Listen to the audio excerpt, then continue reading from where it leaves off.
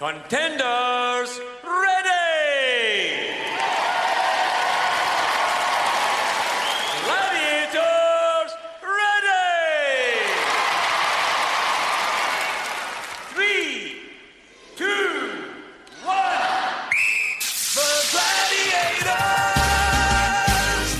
Hello and welcome to the Glad Pod, a podcast celebrating the very best of Saturday night TV show of the 90s. It is, of course, Gladiators. I'm David Blackmore, and joining me on my journey of discovery is none other than Jet. But for me, and I think we probably both agree on this, maybe more reluctantly from your point of view, Diane, but the most obvious place and person to speak to about life as a gladiator has to be with you. So for our very first full episode, you'll be the one answering the questions today. Thank you. Which is, it does change things when you're asking the questions to answering them, doesn't it? It does.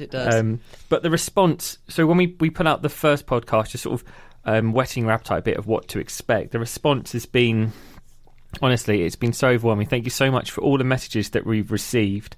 Like Rachel Courtney's, she met Helen at Cash Converters. Now, what I don't know is if that was an actual PA or whether it was just met her. Yeah.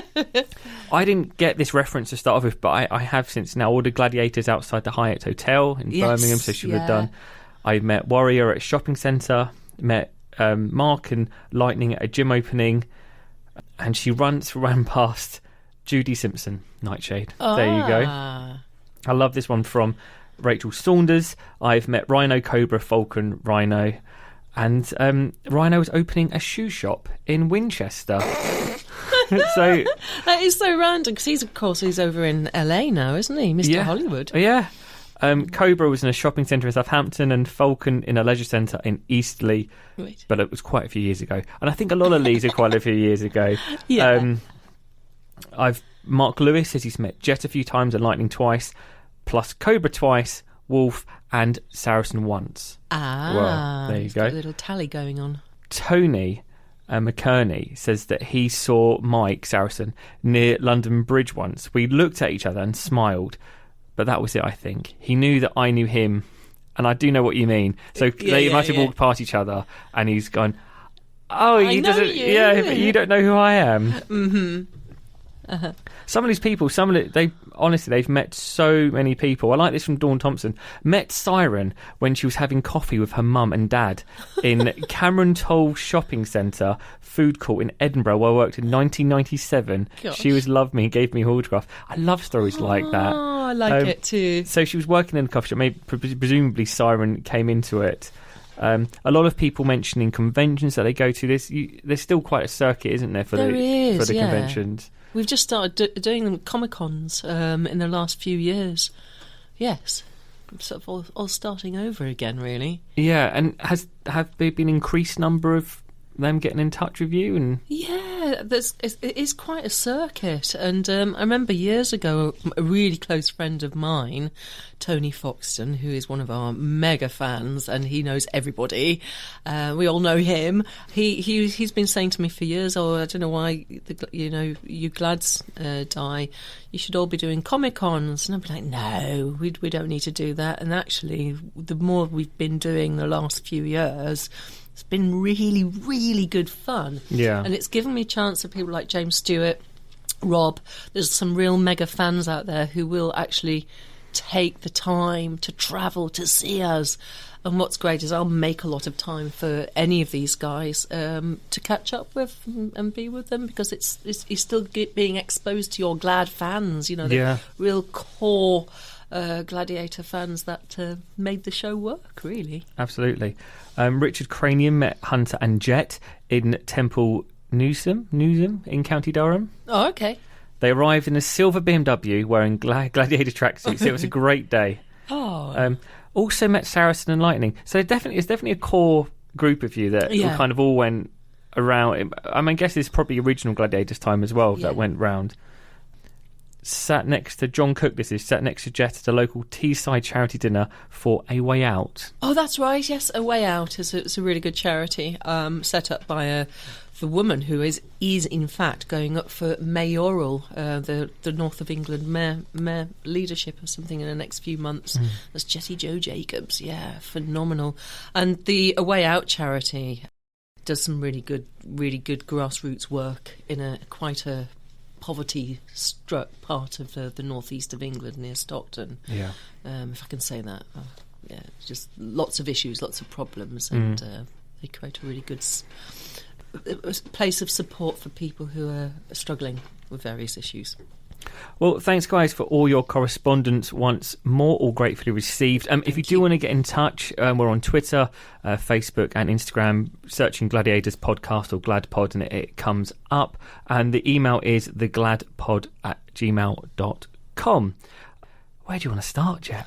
I don't know. I mean, if you're looking at the beginning, certainly from an early age, so it was gymnastics, wasn't it, that you originally started? Yeah. And I guess in many ways was probably on that path to becoming a gladiator, isn't it? Yeah. And then you were North of England junior champion. That's right. 4 years? Yes.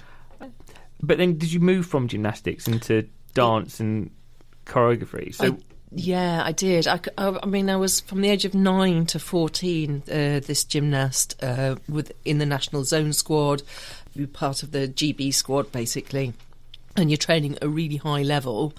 I think Tuesday evenings was the only evening I didn't go to gym, because every night was gym and every weekend was gym. Yeah. And then at the age of 14, I just decided that I wanted to become a choreographer.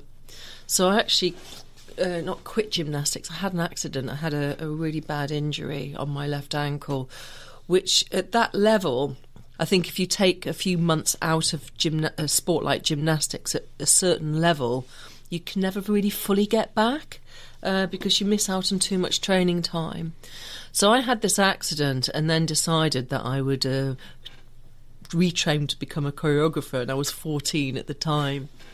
So I auditioned for quite a few schools to come down to London to train as a choreographer, and that was it. I just made a very fluid transition into being a performer, which I didn't want to be. I wanted to be a choreographer, but not necessarily a front person. Yeah. And I loved it. And I still do a bit of choreography to this day. So where were you? What were you doing when you heard about Gladiators, and how did you hear about it? Because obviously, being one of the originals, you wouldn't have seen it on the telly before. No, I had seen the American show in the small wee hours of a Friday morning. I had come across this bizarre show called Gladiators that these Americans were doing. And I just had a random phone call. Andy Norgate, one of the producers, had left a message on my answer phone just saying, could I please give him a call back? He'd heard of my name, had been mentioned to him by somebody.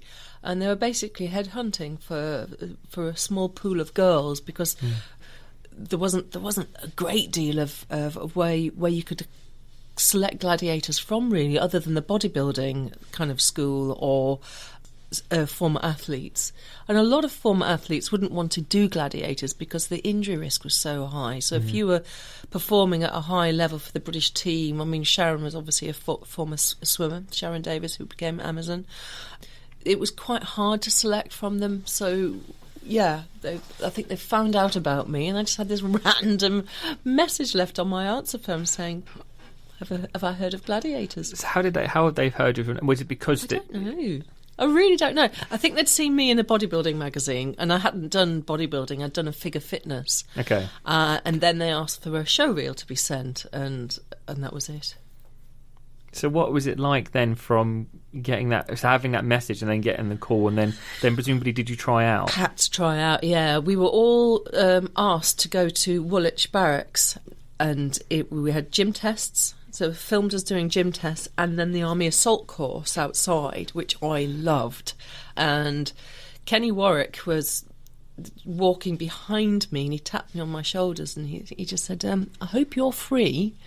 You're going to be free in the summer. And another girl that was with me sort of went, I think you've got it. And I said, I don't know. You don't know. You never know these things until somebody actually calls you and says, right, yes, we're going to ask you to be a gladiator and we're going to call you Jet.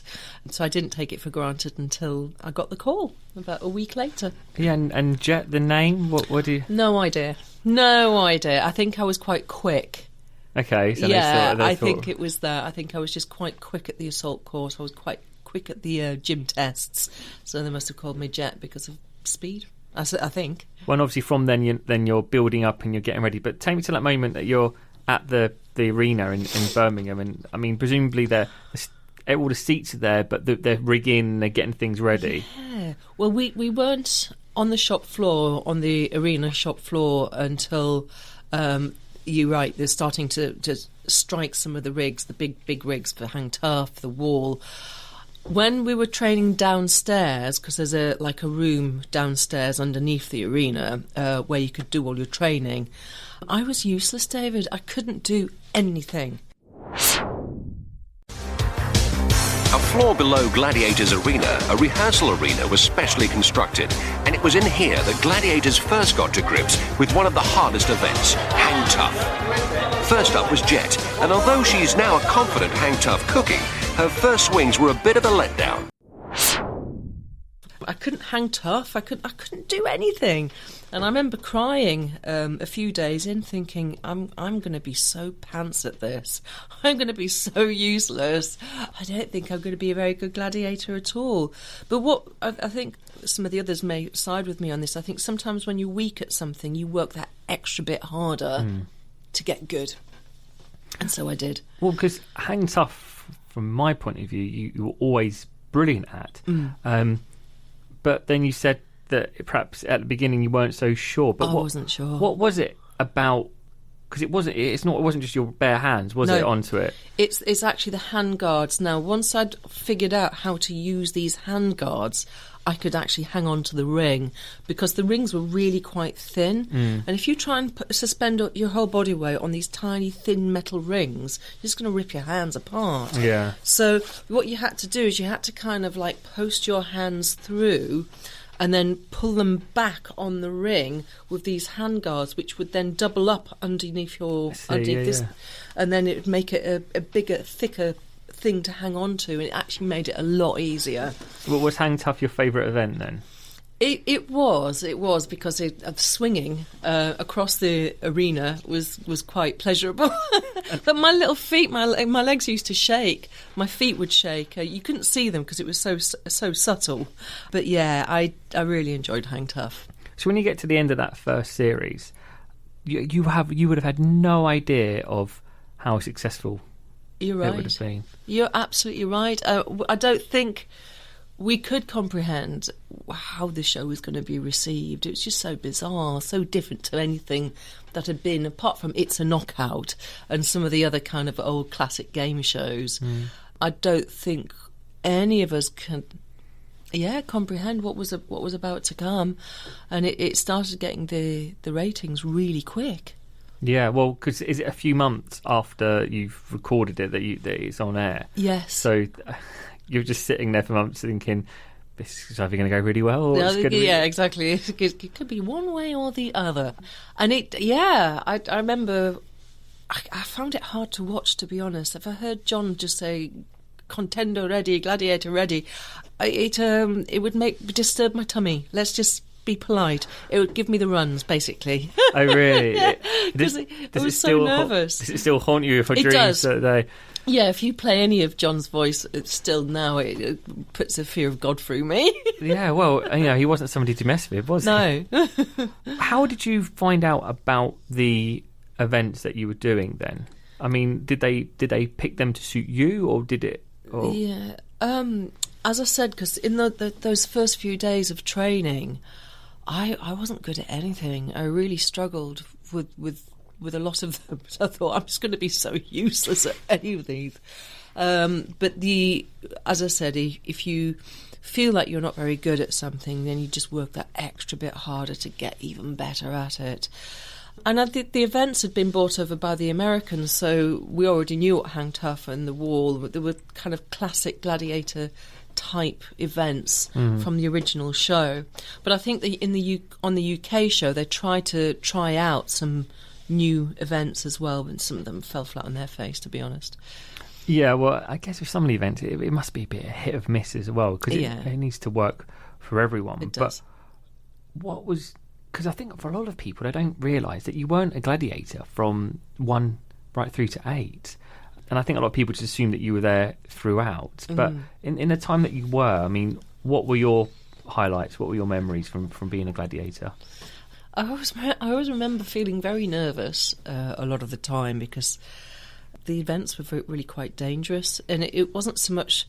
It was the high falls. It's when so from Hang Tough, it was a 15-foot drop off the rig itself. Poleaxe, 40-foot drop. And it's the big high falls where most of the accidents would happen. And each year, more and more accidents were beginning to happen because the contenders were coming in fitter, stronger, faster, sharper, which meant that we kept having to up our game as well. So one of my kind of long-term memories was always, can I walk away from the event? Can I... instead of being scraped off a crash mat by some physio, was I going to always be able to walk away after the event? That's my one memory I remember hanging on to. Please let me walk at the end of this event, because quite often you didn't. You'd be scraped off a crash mat and something will have broken. And of course, if you break a bone or a ligament, doesn't take two minutes to heal. It takes months. Yeah. You can put yourself out quite badly. I mean, it's such a short window as well that you're doing, because was it 2 shows a day? 2 shows a day. Generally, we'd shoot for 2 days, so we'd get 4 shows in, and then you get a couple of days off.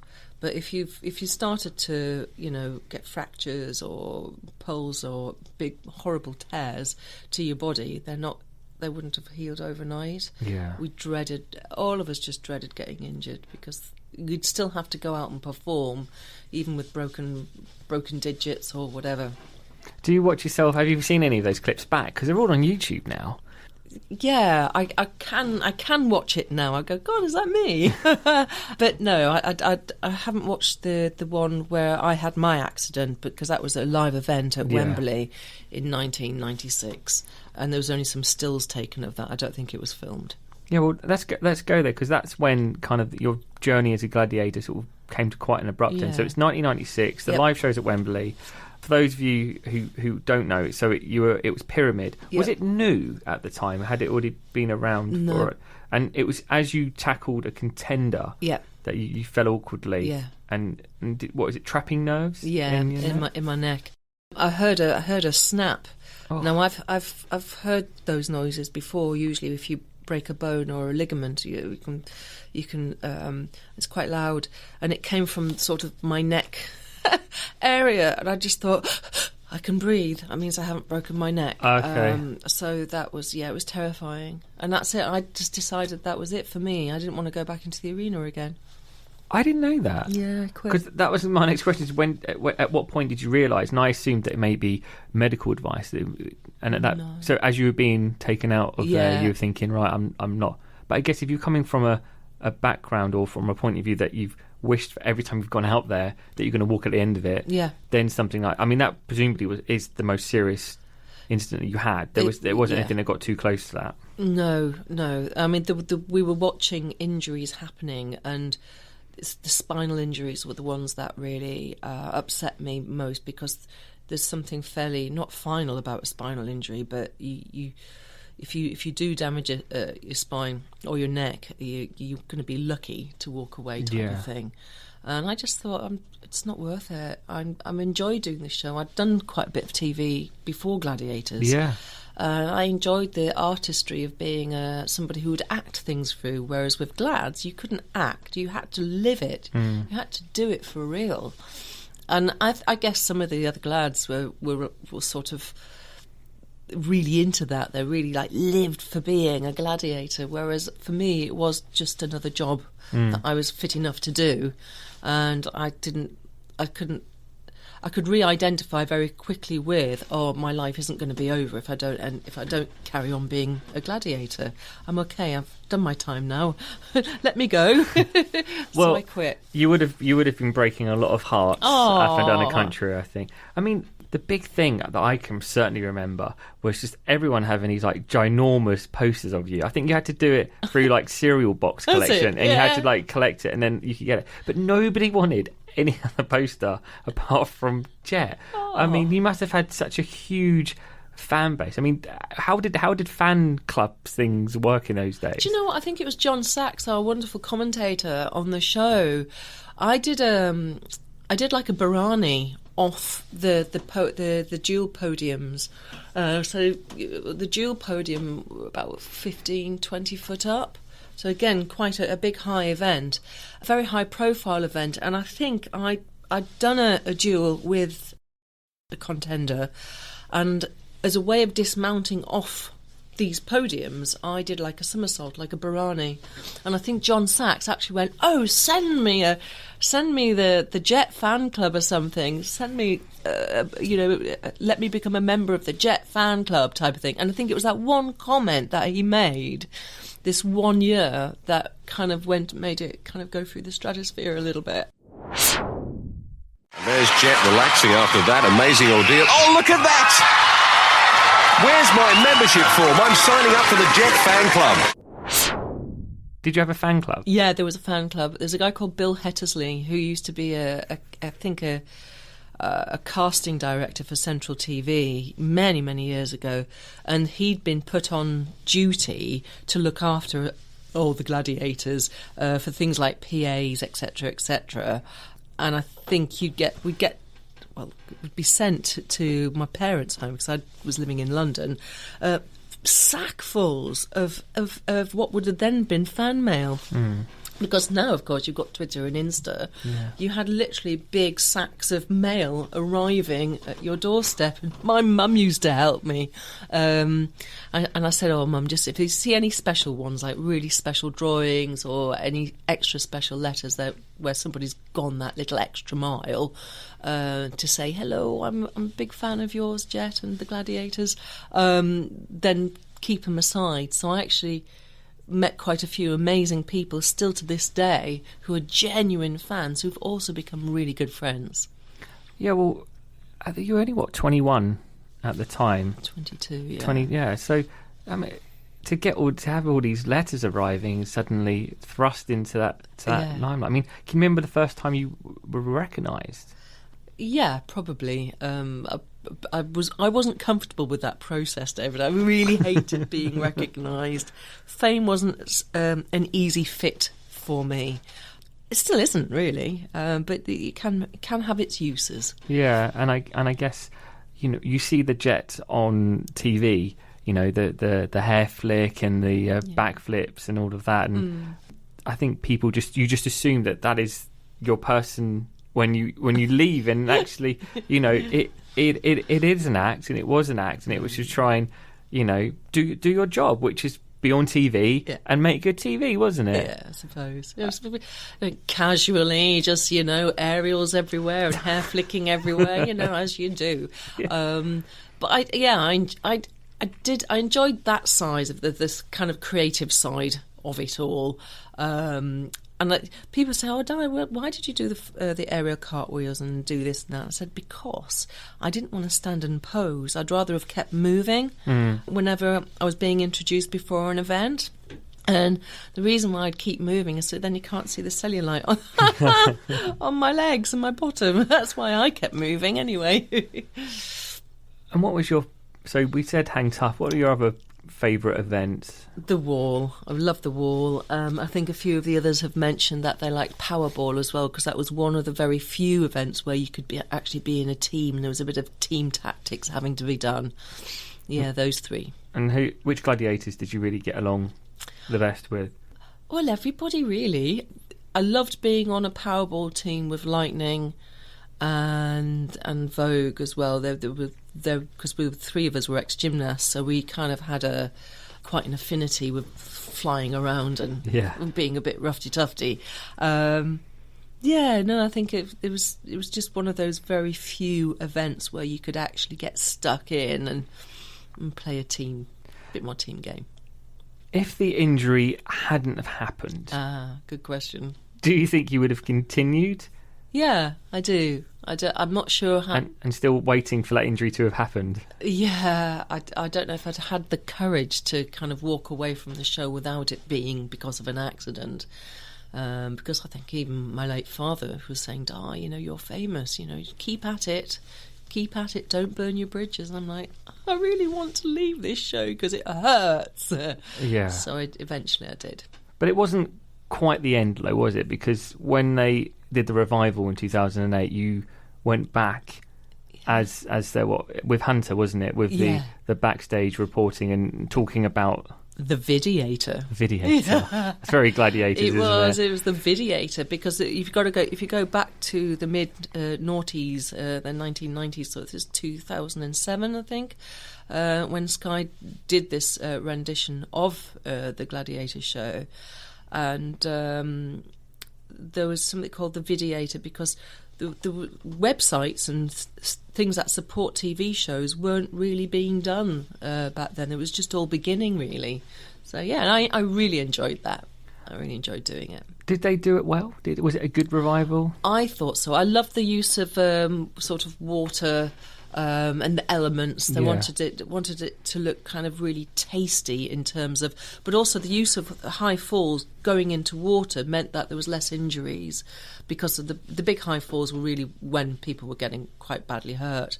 So instead of like breaking your neck, you just drown instead now. Yeah. But I thought it was a slice of genius.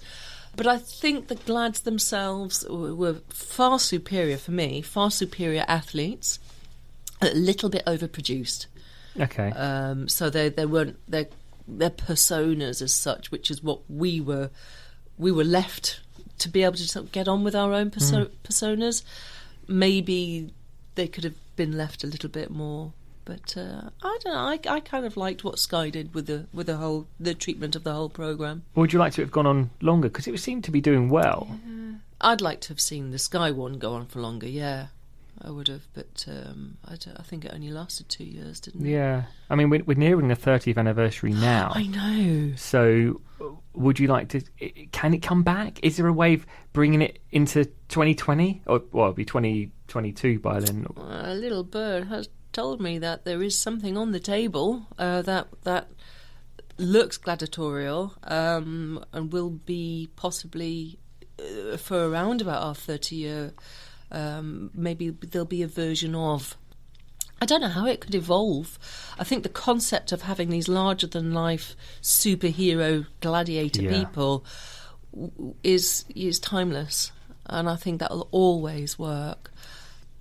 Yeah, I mean, if you couldn't pay me enough though to go back and do it again. So you wouldn't be considering dusting off the lycra? No. I would do something, but probably not Gladiate. I mean, you could be one of the presenters. I would love to be one of the presenters. Absolutely, that's the best job. Who would be your co-presenter? I don't know. I like Hunter, actually. James, I always like working with him. Actually, Mickey. There's so many of the boys are just really good value. Yeah. Well, I mean, so you left in 96. Yes. So you've left Gladiators. You said, right, that chapter of my life's over. So what was the next chapter after that for you then? After that, for me, I got married. I met a very nice man called George. He actually worked at LWT for Granada, actually. Granada TV. He was in government relations. So I met him at work as such, and we got married, and I went back to university to train as a psychotherapist. Because I'd always been interested in the mind, even since being a child. And I think having had the experience of becoming famous, really, it was more compelling. I wanted to know what's this psychology behind fame and why are people treating me differently now, because I'm still the same person. I'm still Diane. And I still find it fascinating. I love doing counselling and psychotherapy work. Well, you got some TV therapy work as well, almost, didn't you? Because you was Trisha Goddard's chat show. Yes. And it was Big Brother's bit on the side. And that was the bit where, wasn't it your part extended? Yeah, I know. I was so lucky because they're like psychotherapists to come on at a show like Big Brother's Bit on the Side, which was the analysis show for the main show, Big Brother. Yeah. And as the years went by, they offered me what would have been a 5-minute bit, ended up being about 8 or 9 minutes, which is a huge chunk to sit and talk on camera and analyse the behaviour in the house. I felt very flattered by it. But, Emma Willis, who was presenting at the time, she said, Di, because you give good value. Yeah. And the producers are liking what you're doing. So I was really, really happy with that. One, to get a regular gig is a good thing, but then for them to extend the timing on camera to be able to talk a little bit more about the people in the house was just wonderful, something I'll never forget. And Jet loves as well. Yes, so it's a bit weird, doesn't it? No. When did it start, and what was your thinking behind it? What was the idea? Well, I've always taught fitness, and I just thought, well, I'll start teaching on camera like most people are doing these days, and then it'll be from wherever I am to whoever's at the end of the camera will be. And I'm particularly good at helping people become more structurally stable, so things like Pilates and functional fitness, and I enjoy teaching. I haven't been doing a lot of it though recently. I haven't done any Jet Loves this year so far, but I'll get back to it. So what will people find if they're seeing it though? It's just different ways of leading your life and different things you can do. Yeah, you can do bit of Pilates with me, or a HIIT session with me, or just contact me and I'll end up giving you some psychotherapy if that's what you want as well. But why do you think, for the 25th anniversary, some of you guys went on this morning. Yes. And the 27th, you were on Good Morning Britain. There's been various articles, and actually, you Google each gladiator's name, and there's usually a news article that's like, where are they now? Why do you think there's such a fascination with, particularly some of the original gladiators, even to this day? I think because they were just so loved, weren't they? It was such a popular cornerstone of a Saturday night. There was like Blind Date and Baywatch and Gladiators. It's kind of like this a staple really for a Saturday evening, and it had whole family appeal. Yeah, no, it really did. And I think one thing that I've definitely seen from all the messages that we've been getting is the amount of sort of different PAs that you guys did, and you did a lot of panto as well. Yeah. I mean, 21 years of panto. Oh, really? Yeah. All in the same area, or all different parts of the country? All over the country. Depending on what the production company was, but yeah, all over the country. That must have been pretty good for you. Oh, I loved it because I've had a bit of a musical theatre background, so it was very easy for me to do, and I do love a good panto. They can be very, very clever. They can be really well written. And I used to play principal boys because of my background, so I used to love it. Yeah, I've been really lucky. If you could go back to and give some advice to that early Jet, I mean, you watch her back and she's just come off Hang Tough, and she's very. Yes, well, it was a very good game. I know, my little 22-year-old voice was very good, and she was really good, and da-da-da-da. And oh, no. I'd be like, grow some, Di. Well, I mean, would you have done anything differently during your time? No. I don't think I could have been one of those gladiators that's like, you're going down, being scary and ferocious. I was just too hair flicky and too smiley. I wouldn't change a thing. There's a few things in my personal life I would now go back and go, don't do that. Yeah. But as far as glads go, no. I think, apart from the accident at the very end, I'm pretty pleased with my win rate. Lightning, I think, and myself were probably strong. I mean, Lightning is a phenomenal gladiator.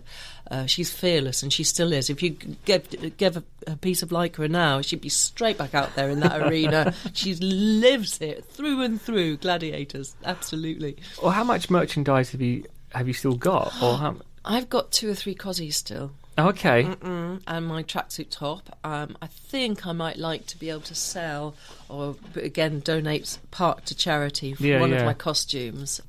For stuff that I believe in as well, like Macmillan or something like that, and Mind as well, mental health charities. Yeah. So, We'll see. Oh, Watch this space. Yeah, absolutely. And when you do come to that, we should definitely push it on the podcast. And actually, do you know what? We probably should do a merchandise, because there must be so much out there. I can remember having a game, and I cannot find it anywhere, but it was...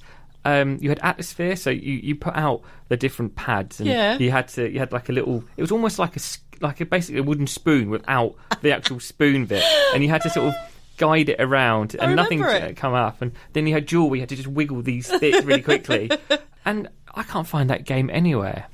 Not in your loft anywhere? No. So if anyone listening knows about this game, I've searched on eBay, and it doesn't matter what you put in, because I think there was also a board game.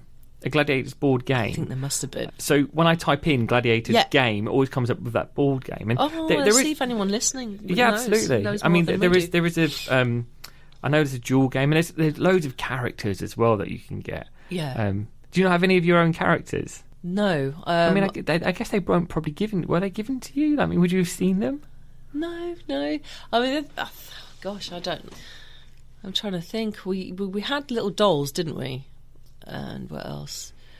Gosh, there was all sorts of merch. I think you're right about that. We were sponsored by Frosties. That's right. We were sponsored by a cereal at one point, and there'd been a lot of merchandise on the back of that. I'm trying to think. Any other characters? No. I think Wolf was very popular. Shadow was very popular. And it's interesting, isn't it, actually, that out of those three, and I think most people would probably rule those off quite quickly. Wolf was the only one who was right there, right till the very end. Apparently, yes. I mean, Shadow is only 3 series, and we're talking like 4 or 5. Mm. Do you think, for some of the other Gladiators, do you think it's, especially the ones that have had such a longer time, like did 1 to 8 or did 2 to 8, they must get annoyed that Jet's always the one that people remember? I don't know. You'd have to ask them. I think it's just because it's just a very easy name to remember, isn't it, Jet? Or was it the backflips? I think sometimes the flicks probably helped. And how well spoken you were. Oh, was I well spoken? Oh, that's very good. My little 22-year-old voice. But what's next for you now, apart from doing this podcast? I'm carrying on as a psychotherapist, hopefully getting some more studies under my belt.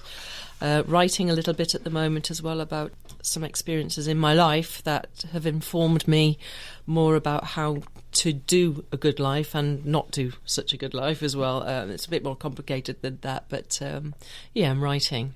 And I still just love TV. I'd like to be doing more of the psychotherapeutic role back on TV. Yeah, well, there's no more Big Brother, is there? No, so I know. That kind of hit that. I know.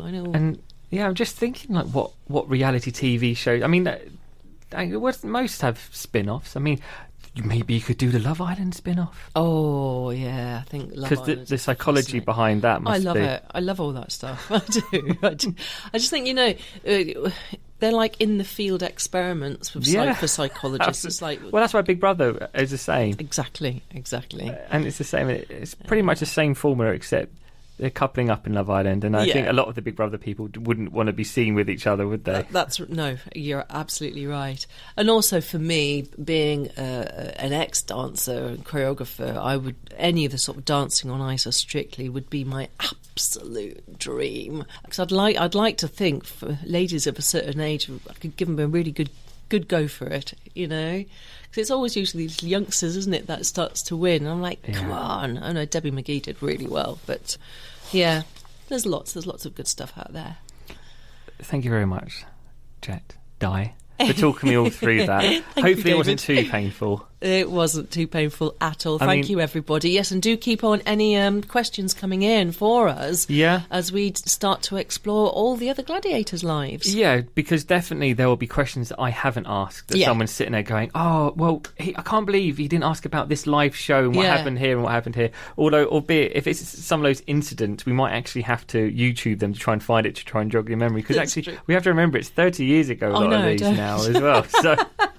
But yeah, the gladpod@gmail.com is the email address to send in any questions for Jet. Or if you've got one for another Gladiator we've got coming up, so we've got Cobra, we've got Hunter, Panther, Vogue, and we've got lots more coming up. So it'd be good to hear your stories and your memories of Gladiators. But just like we had at the first episode, I think it's becoming a bit of a trend now. I really just want to leave you with the very kind words of John Sachs, who we hope we're going to get on the show very soon, because I bet he has got some stories to tell as well. And also from his point of view, he wouldn't have known. I mean, he must narrate quite a few things. He wouldn't have known the impact that show would have had.